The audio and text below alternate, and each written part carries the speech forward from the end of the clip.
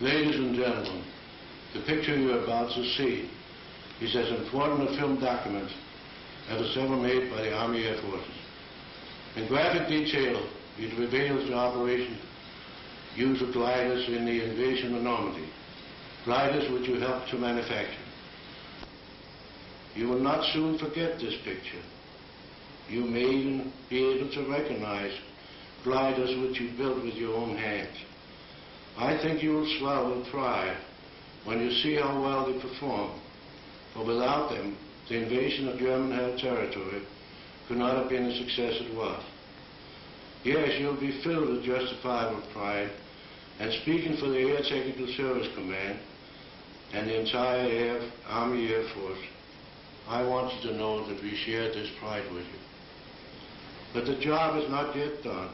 We still need gliders of every description, gliders such as only you can make. In the past, you worked very hard, but now you must work even harder, for out of your toil will come the aircraft we need to speed victory. Thank you.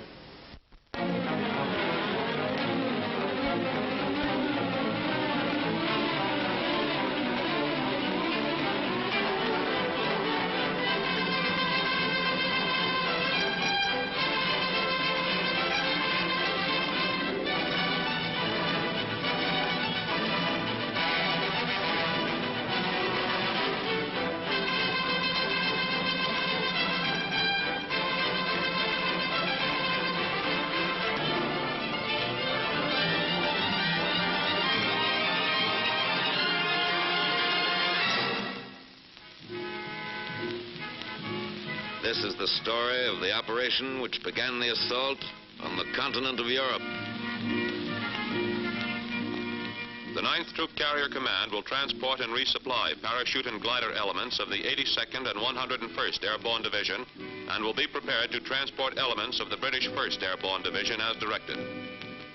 The U.S. 101st Airborne Division will begin landing approximately 30 minutes prior to civil twilight on the morning of D-Day to assist the 4th Division in the initial assault and capture the town of Carentan.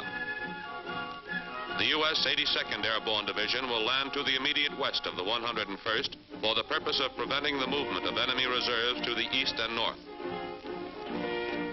Simple, isn't it? This mission, which reads so easily, calls for an attack from England on the continent of Europe.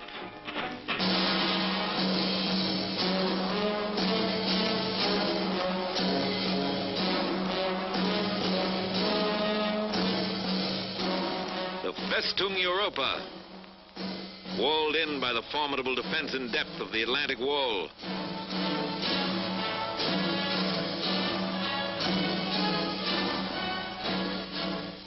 Mined, trapped, bristling with gun emplacements and fortifications.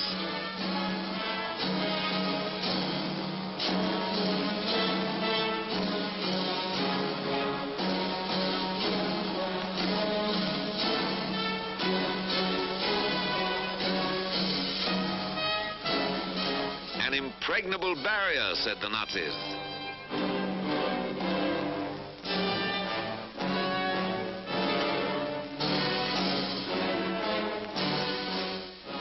The combined chiefs of staff decided that frontal assault alone would not crack Fortress Europe.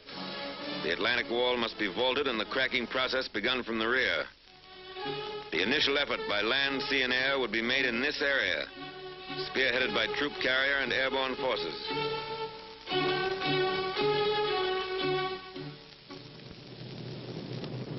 But before the D-Day, there must be a number of lesser D-Days.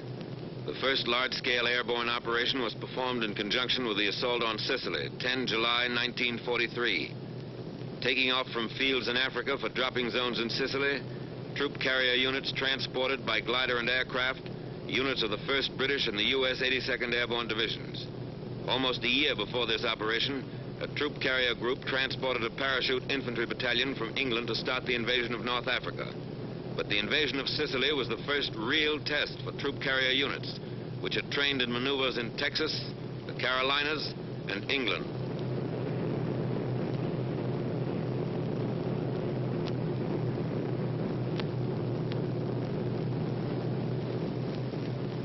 The Sicilian operation indicated there was much to be learned about the planning of an airborne operation. Troop carrier aircraft were shot down by friendly forces, and parachute drops were widely scattered. It was a tactical success, however, rich in experience for the units which would later participate in the assault on the continent. The lesson was driven home that more navigation aids were badly needed, that gliders must be landed at slow speeds, that some type of air brake was necessary to decrease the rate of descent of gliders going into small fields, that protection for the nose of the glider in rough landings should be provided, not only to protect the pilot, but to facilitate unloading. A technique had to be worked out for gliders landing on water.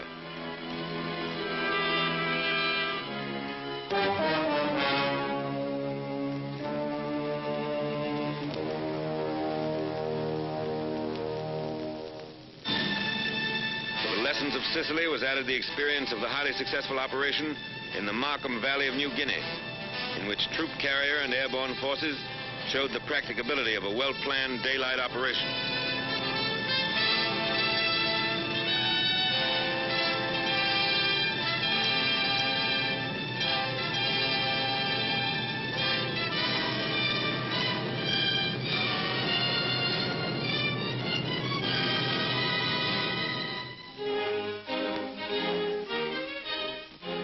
Back in the United States, many lessons learned from the operations in Sicily, Markham Valley, and Salerno were made a part of training and maneuvers.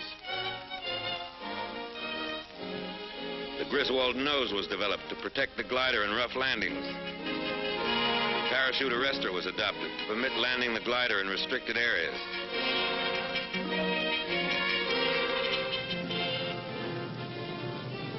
The intercom between tow plane and glider was introduced.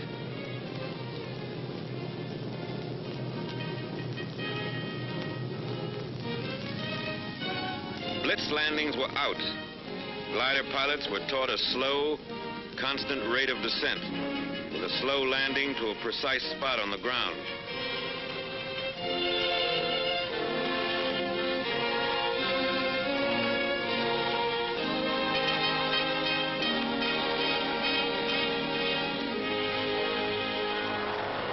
Many types of combat aircraft were suitable for towing the CG-4A glider. The B-25 was used. The P-38 performed its task well.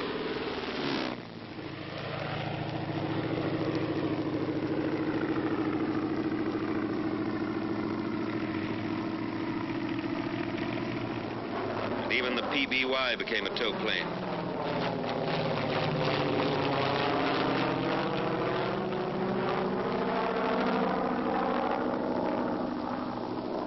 Note the takeoff of the PBY before the glider.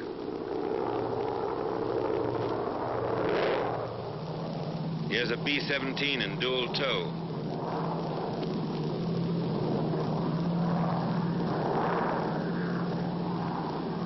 And a triple tow by a C-54.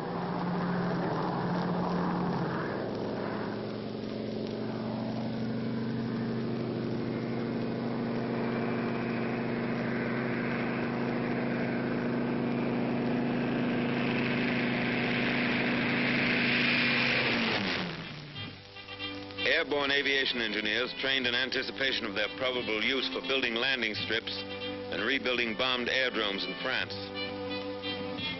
Troop carrier airplanes are converted in a matter of minutes into ambulance ships.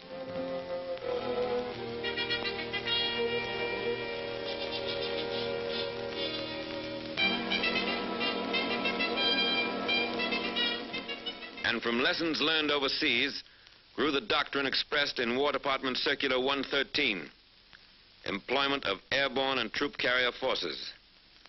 Doctrine was put into practice, and Circular 113 became the blueprint for all future airborne operations.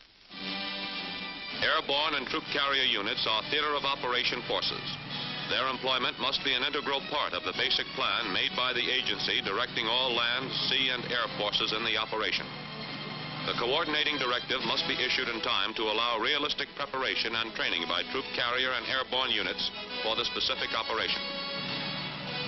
Airborne troops must be employed in mass, and the bulk of the force landed in as small an area as possible. The use of highly trained Pathfinder teams dropped in advance to mark dropping zones and glider landing zones is essential. Procedures must be prescribed which will ensure that troop carrier aircraft on course at proper altitudes and on correct time schedules are not fired upon by friendly forces.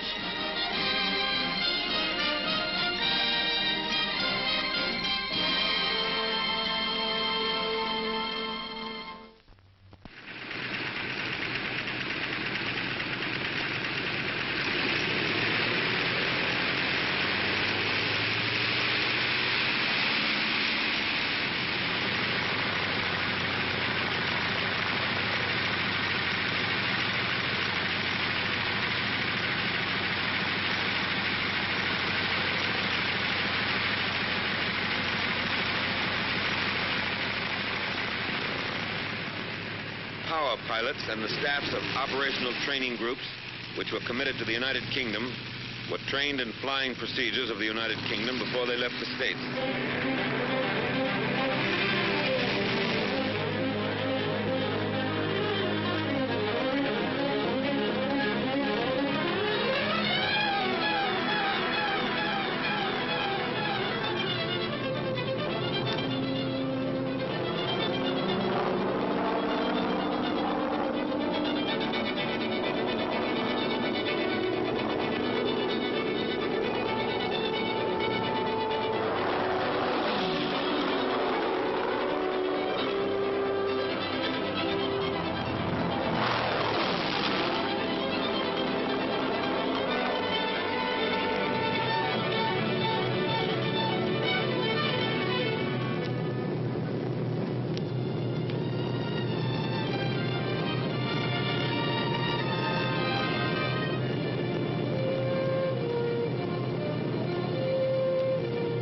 Low flying was emphasized, designed to prevent early detection by the enemy. Air crews had to fly through a corridor of flak, pinpointed by searchlights. Every aspect of operations in the United Kingdom, flying control, air-sea rescue, supply, British navigation, weather, all phases of theater training were covered before the units departed overseas.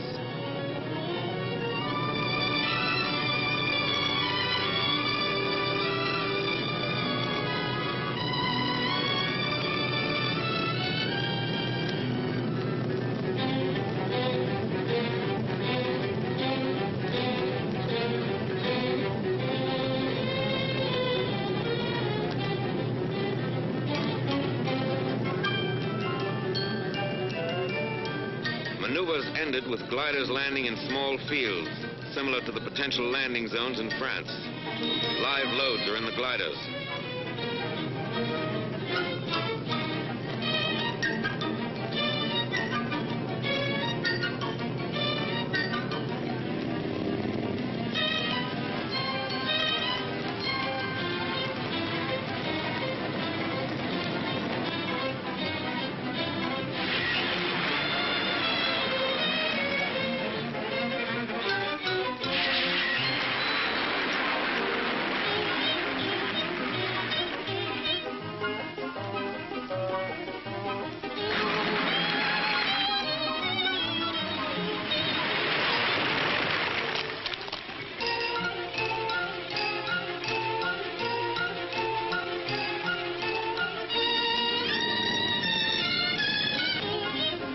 Airborne troops continue in their specialized tactics.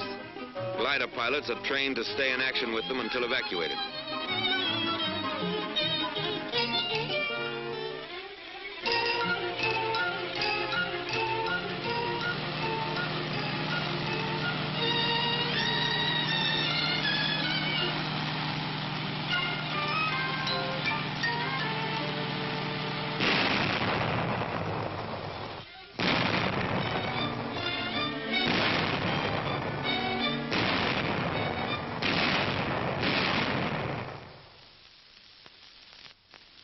Meanwhile, in England, Supreme Headquarters was formed. The planning phase changed to the manning phase. The Airborne Planning Committee, headed by the Air Commander-in-Chief of the Allied Expeditionary Air Force, was composed of representatives from all the services involved in the airborne operation: Navy, ground, and air, as well as the Troop Carrier Command and the airborne divisions concerned. British ground crews helped assemble their own Horsa gliders before turning them over to Troop Carrier.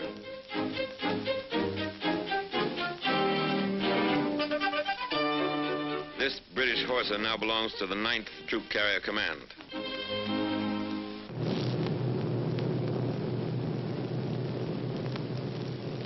Each group now had 73 aircraft instead of the normal 52. The troop carrier force of 3 wings and 14 groups contained 1 experienced wing and 5 combat-wise groups from the Mediterranean. 3 planes in each squadron are equipped for aerial pickup.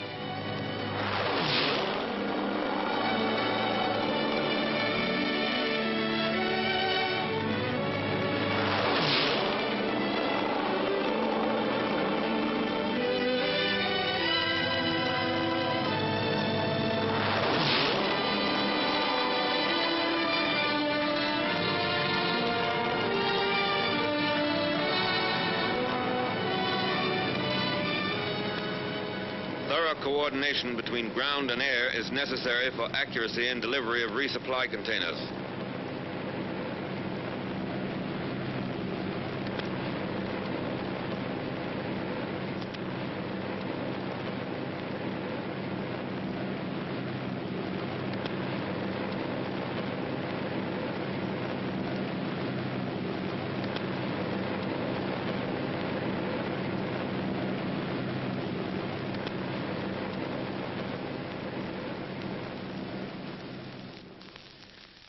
These men are pathfinders, a combined team of troop carrier crews and parachute technicians who will drop on objective areas and set up homing devices for the main aerial convoy.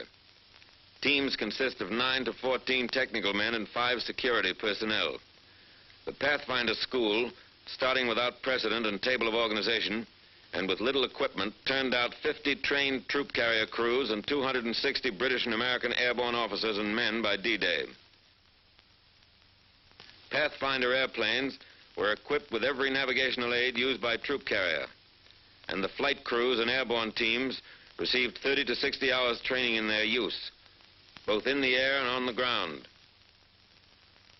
Each Pathfinder team is equipped with 8 specially designed holophane lights from which DZ light tees are made. By D-Day, crews who had lived, trained, and were briefed together could navigate under instrument conditions to within 600 to 800 yards of a pinpointed position in unfamiliar territory.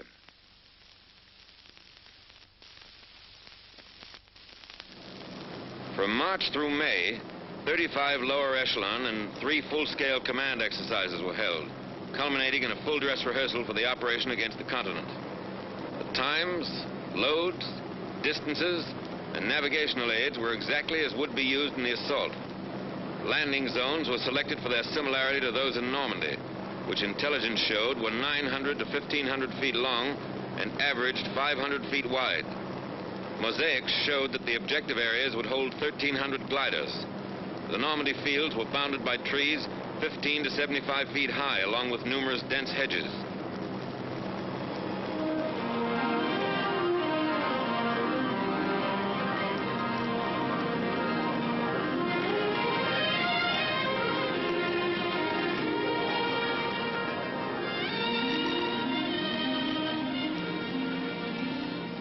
Glider pilots were allowed to choose their own fields, and release was made at heights from 800 to 1,000 feet.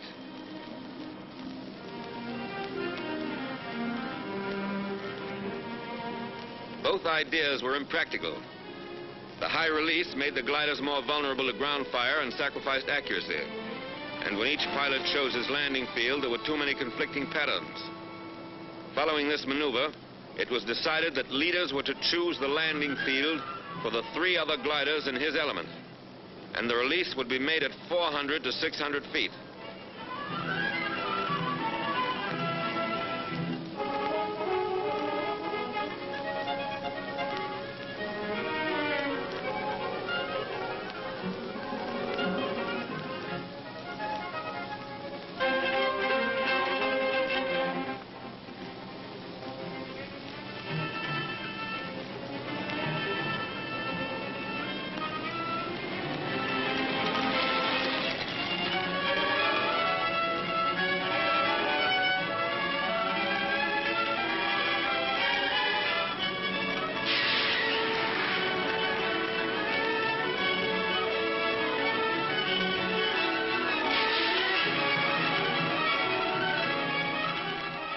fields small enough for practical operational training are used, there are certain to be crack-ups. A compromise must be made between realistic training and the number of gliders which may be expended on the maneuver.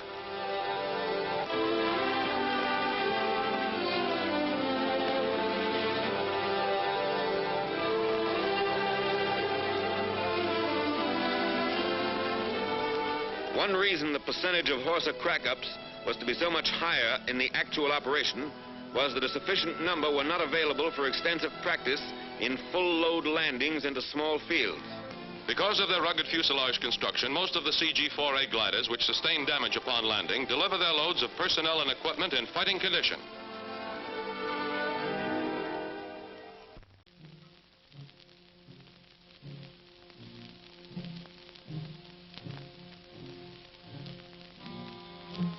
Airborne infantry file into buses for their last land-borne ride until D-Day.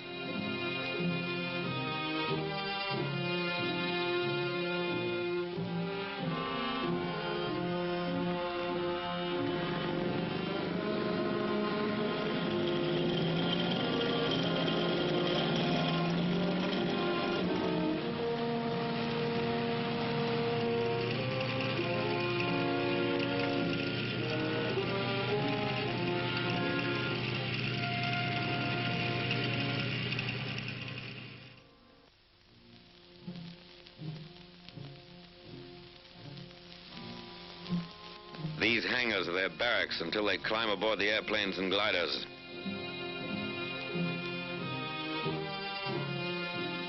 New equipment is issued.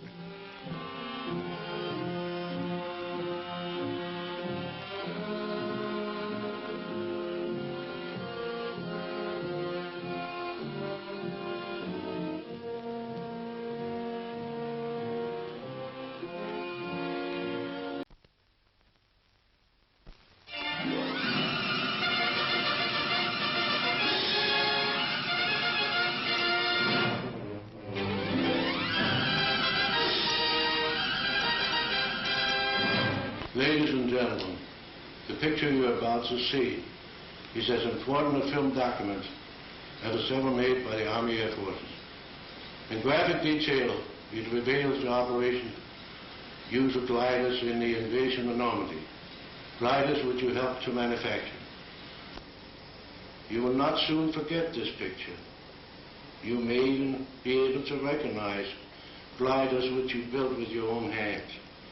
I think you will swell with pride when you see how well they perform, for without them, the invasion of German-held territory could not have been the success it was. Yes, you'll be filled with justifiable pride, and speaking for the Air Technical Service Command and the entire Army Air Force, I want you to know that we share this pride with you. But the job is not yet done. We still need gliders of every description, gliders such as only you can make. In the past, you worked very hard, but now you must work even harder, for out of your toil will come the aircraft we need to speed victory. Thank you.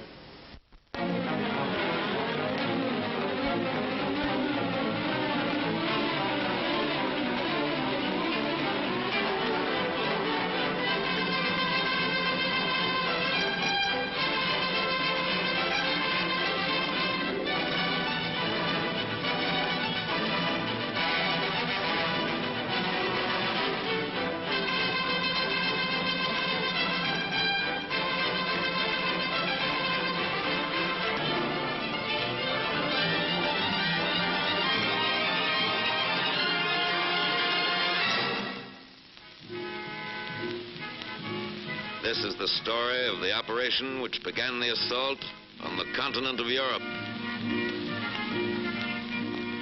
The 9th Troop Carrier Command will transport and resupply parachute and glider elements of the 82nd and 101st Airborne Division and will be prepared to transport elements of the British 1st Airborne Division as directed. The U.S. 101st Airborne Division will begin landing approximately 30 minutes prior to civil twilight on the morning of D-Day to assist the 4th Division in the initial assault and capture the town of Carentan. The U.S. 82nd Airborne Division will land to the immediate west of the 101st for the purpose of preventing the movement of enemy reserves to the east and north. Simple, isn't it?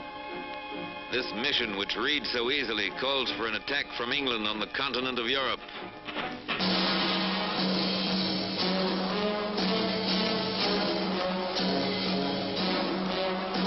Have their final inspection.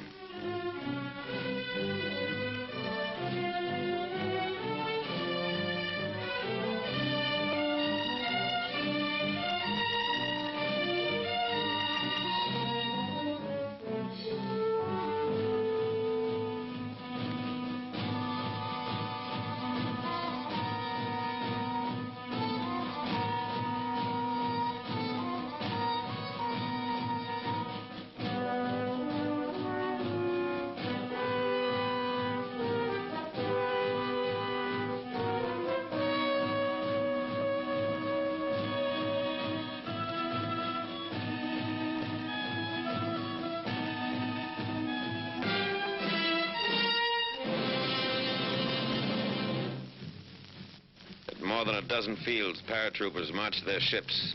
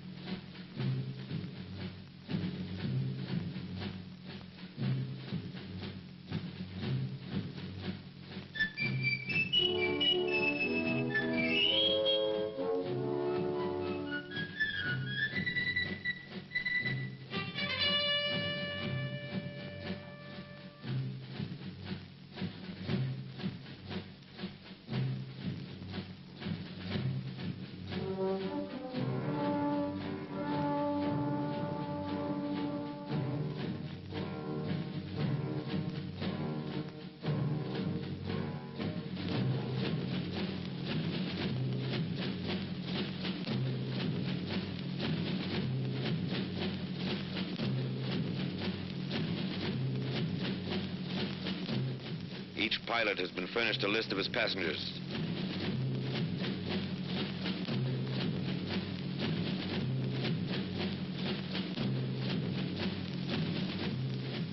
Parapacks are checked.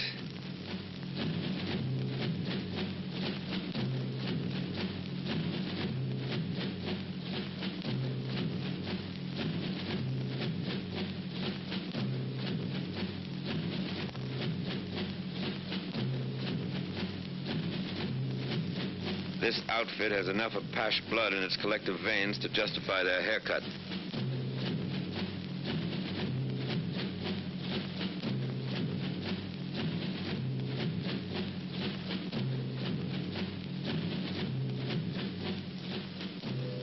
There is a message from the Supreme Commander.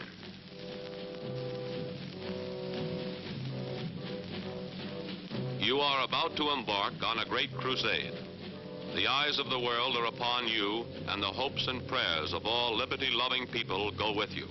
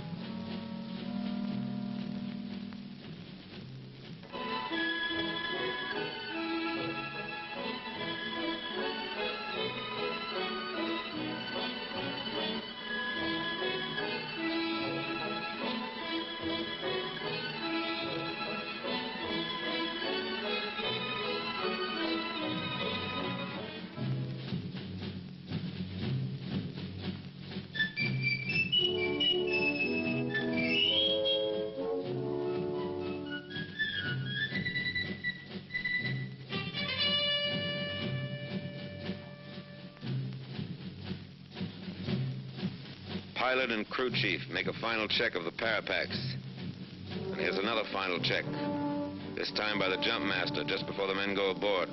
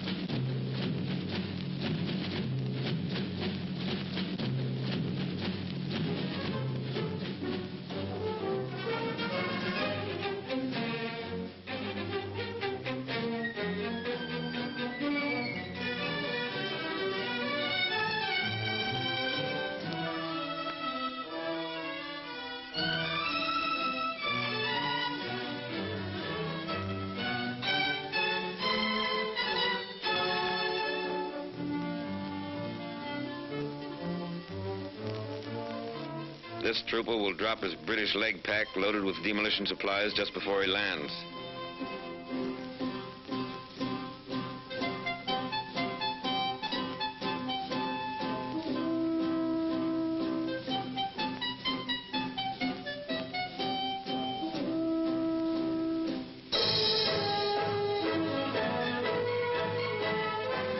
At dusk, Pathfinder teams board the ships that will show the way into enemy territory.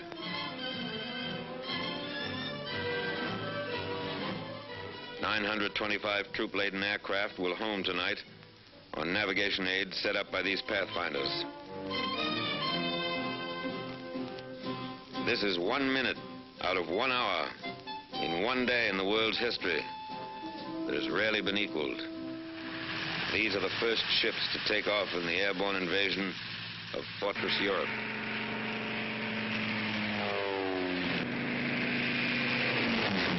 First Pathfinder ship is airborne at 21:54.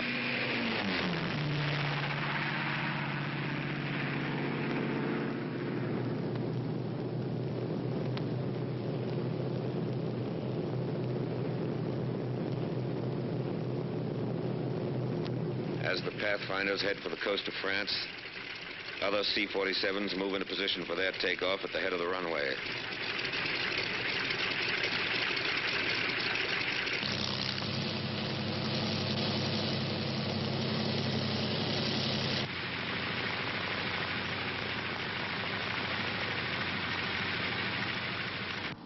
Minutes after the Pathfinders take off, the first serials of C-47s follow on the invasion path.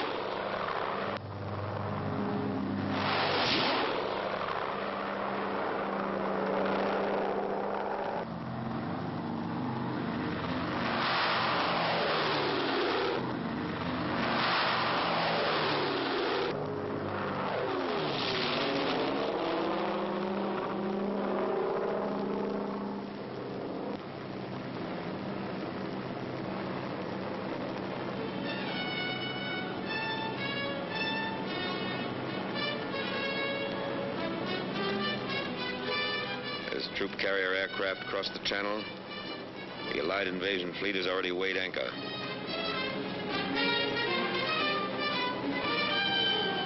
Sealing had been forecast as 3,000 en route, clearing at DZ, but actually is variable, 500 to 1,000.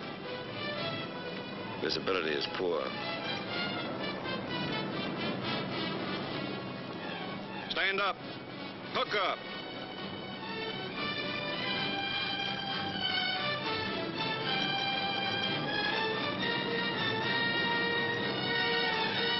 Ready with the red. Show the red. Stand to door. Ready with the green. Show the green. Go.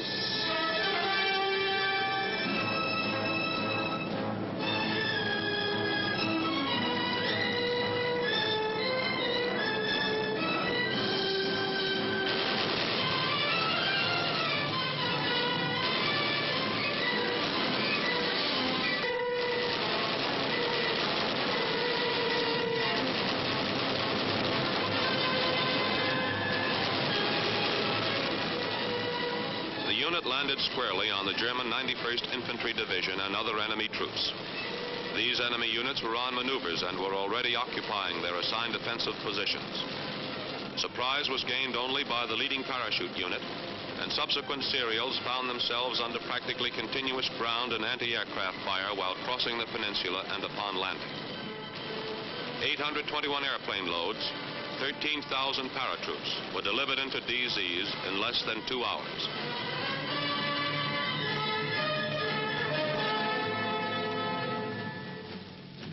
Troop carrier had not planned or trained for a night glider landing, but more panzers moving into the peninsula made 100 glider loads of anti-tank guns and troops essential for the initial phases. It was estimated that only 50% of personnel and equipment would be available for use after the landing. This calculated risk was accepted. The serials were made up of the reliable CG-4As, which were easier to put into strange fields in darkness. 0200. Time for the gliders to go.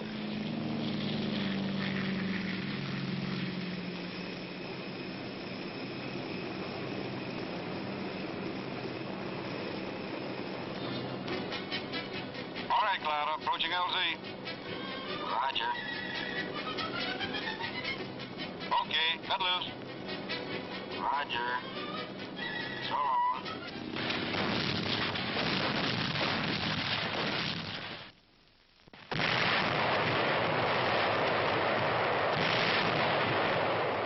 The coastal defenses are softened up for the beach landings.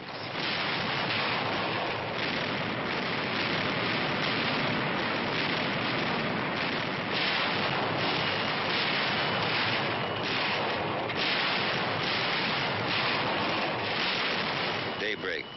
The naval bombardment continues.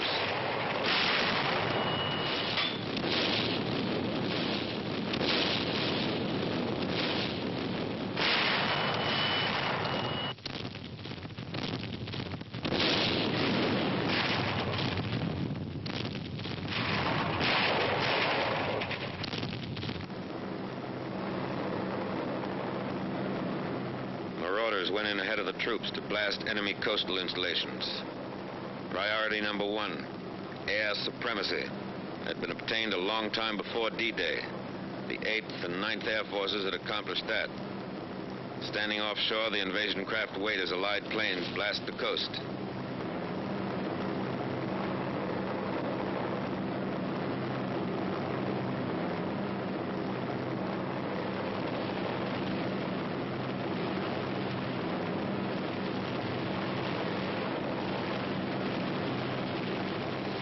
Allied surface ships come in.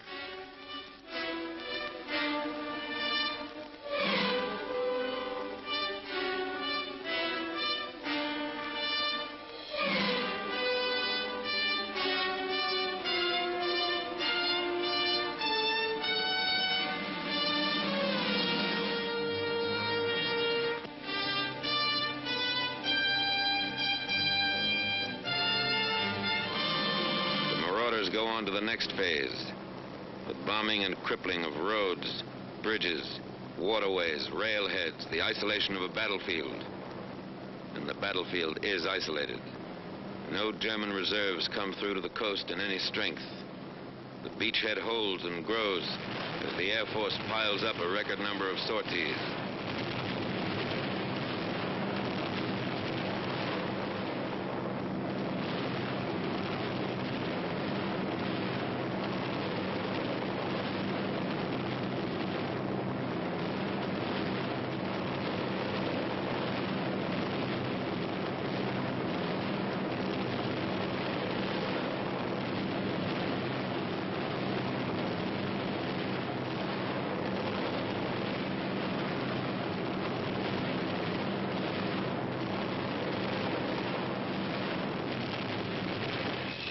Fighters blast every target that moves on enemy ground.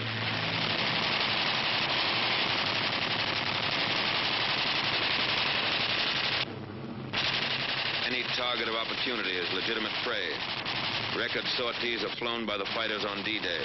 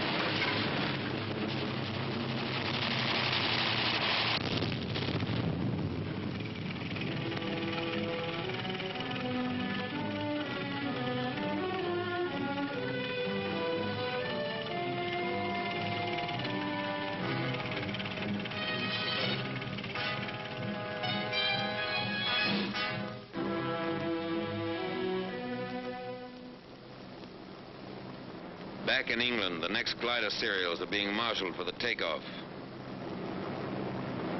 The C-47s are doing double duty. Back from the paratroop drops, They're ready to take off with gliders. Dual tow had been practiced in the States, but it was not used in this operation due to the extra time necessary for air assembly and to the additional marshalling space which it would require on the aerodromes.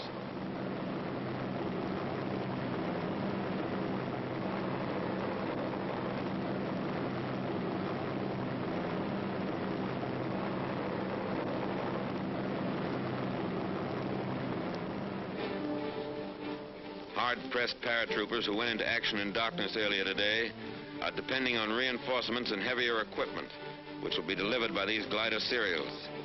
3 groups of fighter cover are in takeoff position at aerodromes to the south.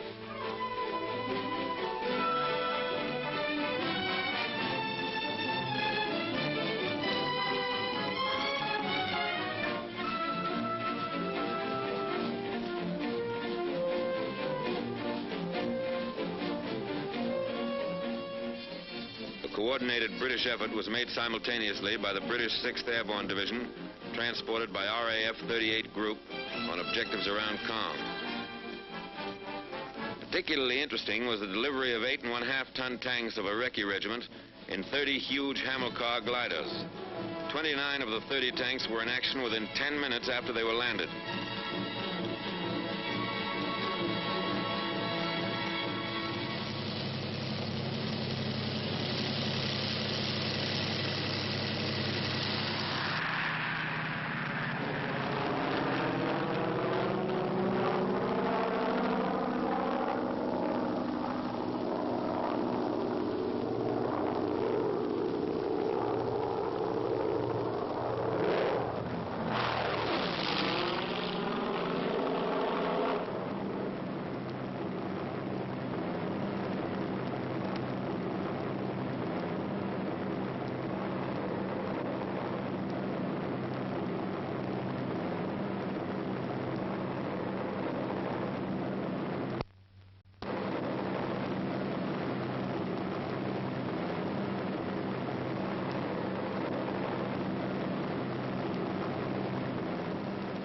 Air superiority makes possible this daylight operation.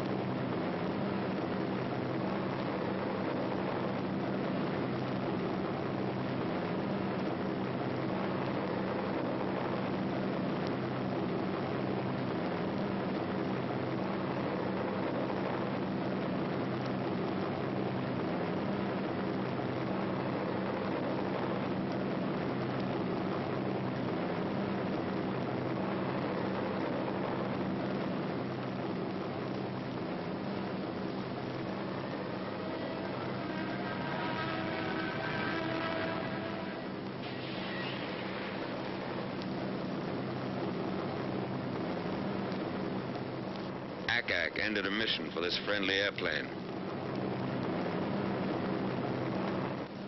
Two-way traffic, and it's congested.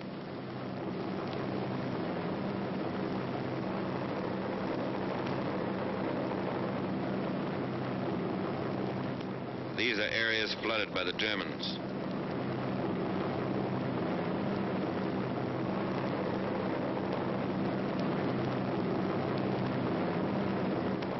Parachutes and gliders from the previous serials.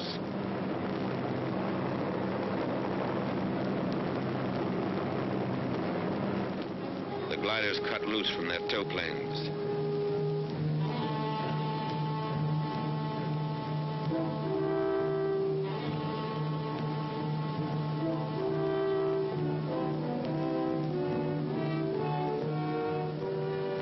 We have fighter cover all the way to the landing zone. Not even a lone German fighter was able to sneak through.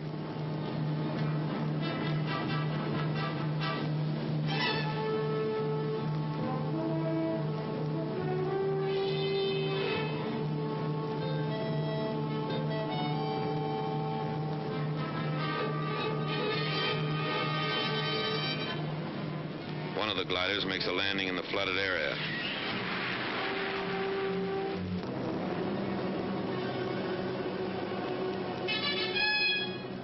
Here are the staked fields intelligence warned us about. The traps consisted of poles 12 to 15 feet long.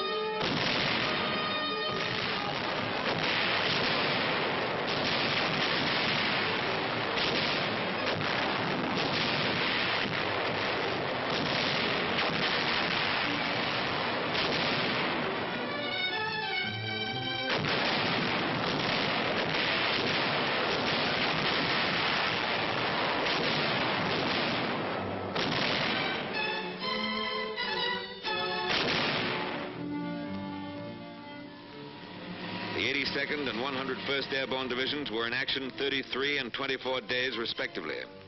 The 82nd, having captured Sault-Mère-Église and secured the bridgehead across the Mer de Ré River, destroyed other river crossings, protected the flank of the 7th Army Corps, and drove west to the Douve River. The 101st seized the areas assigned it, destroyed bridges, and drove on to Carentan to establish a defense area there.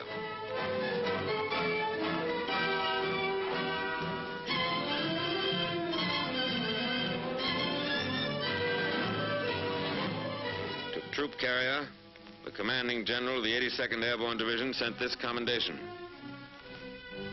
Under most difficult conditions, including landing under fire in enemy-occupied terrain, glider pilots did a splendid job. On the ground, they rendered most willing and effective service, providing local protection for the division command post during the most critical period when the division was under heavy attack from three sides. Please express to all elements of your command who brought the division in by glider or parachute, or who performed resupply missions for us, our admiration for their coolness under fire, their determination to overcome all obstacles, and for their magnificent spirit of cooperation.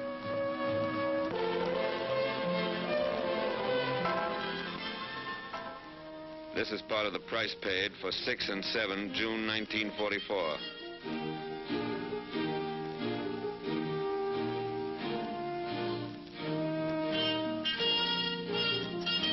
$1,662 troop carrier airplanes were dispatched in the first 24 hours of the assault.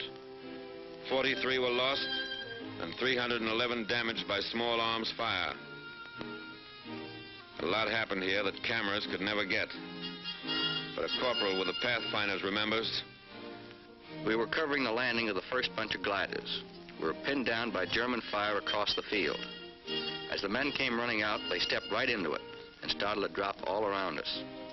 A German cannon blew one glider right apart. A veteran glider pilot.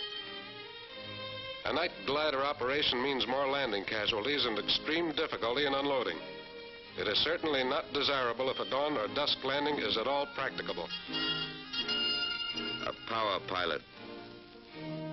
I flew in a parachute serial the first night and the navigation aids really worked. But I couldn't see the light T, which was supposed to be on my drop zone. A War Department observer who entered combat with one of the airborne divisions. Troops were dropped generally in the vicinity of the DZs, but were badly scattered. It appears that prearranged supply systems are not flexible enough for airborne combat. Supplies should be dropped as called for by local commanders rather than dropped en masse. Large-scale parachute resupply drops are wasteful and should be restricted to emergencies. More attention should be paid to switching over to ground supply as soon as possible. A troop carrier liaison officer. Our Pathfinder teams, in 2 cases I know of, suffered heavy casualties. The light Ts, which we expected so much help from, were only 10% operational due to enemy fire. 50% of the resupply drop landed in enemy hands. Communications didn't exist to advise later serials of changes in the enemy situation. Troop carrier operations and communications personnel should move with the first parachute or glider units. 89% of the horses and 50% of the wackos crashed in landing. But 75% of personnel and equipment were ready for combat.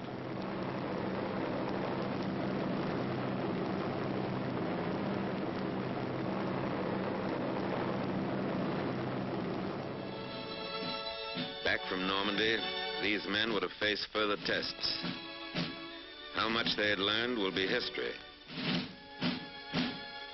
History made by an airborne army.